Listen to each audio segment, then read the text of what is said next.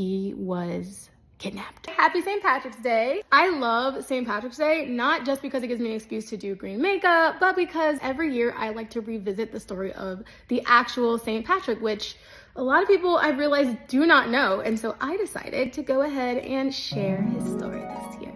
So if you're one of those people who are always like, what is St. Patrick's Day even about? Consider yourself lucky. So St. Patrick is literally a white boy who wasn't even Irish, but he was British. And he was very privileged, very wealthy, took his life totally for granted. He didn't even really believe in God because he never really needed God. He considered Christianity his parents' faith and part of the culture, but nothing special. One day, while living in his privileged bubble, he was kidnapped by Irish pirates. While he's out there working as a slave for people who are literal savages, I'm talking human sacrifices to their demon deities, he's out here living his worst life and realized, wow, I really had it made back home. Just like all of us do when we hit rock bottom, he decides to cry out to God. And he's like, Jesus, if you're out there, help. He writes in his journal, reflecting on these moments, that he felt the presence of God's love surround him. He grew in love for God, himself, and even the people who were enslaving him, and just became like a happier dude, even in the midst of being a slave. Very Joseph. But even with this newfound joy, he wanted so bad to be free. He had a dream. God literally appeared in his dream and tells him exactly how to get free. It's giving Harriet. So he ends up on a ship back to his hometown, just like that, after 6 years of slavery. And of course, his Christian parents were praying. They were like, oh, our prayers have been answered. And all of a sudden, he's like, what am I gonna do with all this like privilege now? After 6 years, 6 years of slavery and loneliness and abuse and seeing the depravity of humanity in a culture that didn't have God, he felt an emptiness that he had never felt before. And one night, he feels, I gotta go back to the land of the people who enslaved him, to demand reparations. No, to save them, to love them, to show them forgiveness, and to demonstrate the love and power of God. Which of course everyone thought he was crazy. They gave really good, wise, spiritual reasons. Like, why would God want you to go back to somewhere he set you free from? You're not hearing God. You're just crazy. You need to calm down. He had really become like a celebrity. Like, he had this crazy testimony. He had all this status, and he was even gonna do a godly career. He could have easily just been like, no, I'm already doing good things. Like, I don't need to go sacrifice my life. But he wanted something real. And for him, it was worth it to give all of that up, to go to a people that might kill him up on sight when they realize who he is.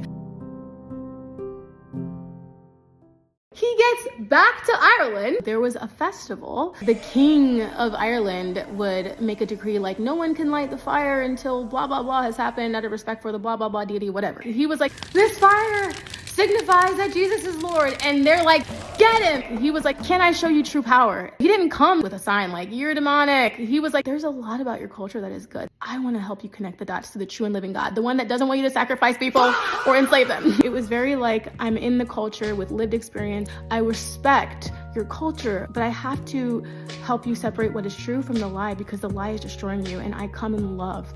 Oh, it's so good. And the king was like, okay, fine, you have permission to go preach your message. These shamans, these druids, like, had the whole town in a chokehold. He was a threat, telling everybody, like, y'all need to stop wielding your power over everyone and sacrificing humans to these demons. Jesus is true. Jesus actually sacrificed himself for you. I forgive you, and I want you to forgive each other, and I want us all to be one big happy family in the kingdom of God. Everybody was like, yeah, really? Prove it. Dude was having showdowns. Very Moses versus Janus and Jambres, like my snake versus your snake, humbling witch doctors. The accounts of his miracles are much like the accounts of the miracles in the Bible. That nation's faith and identity changed because of one slave. Oh my God, Christian nationalism.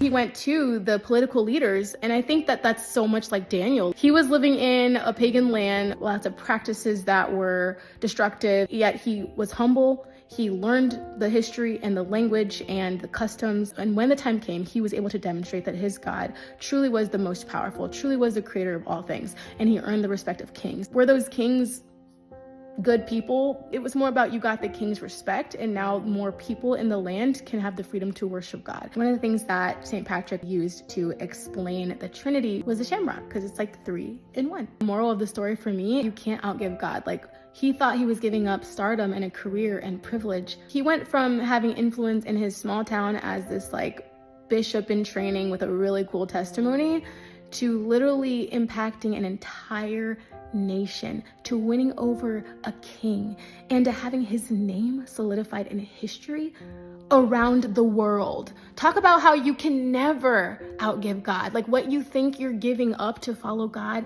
is always less than what you'll get, whether it's in this life or the next. And it gives me such encouragement to remember his story every single year. I want to say again, happy St. Patrick's Day.